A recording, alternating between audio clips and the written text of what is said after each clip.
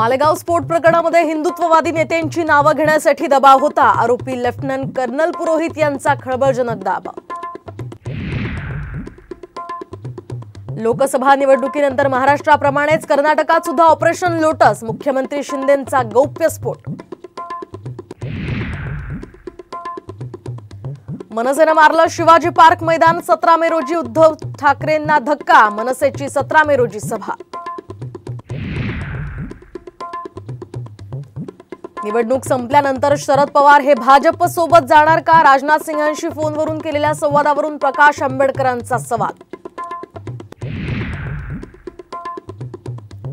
शरद पवारांसह ठाकरे गटही काँग्रेसमध्ये विलीन होणार। देवेंद्र फडणवीसांचा टोला तर शरद पवारांनी त्यांच्या पक्षाचा निर्णय घ्यावा। अजित पवारांचा चिमटा। पुन्हा भूकंपानं हादरलं नागपूर। 5 दिवसात चौथा धक्का। सुरक्षित झोनमध्ये धक्के जाणवल्यानं नागरिकांमध्ये घबराट।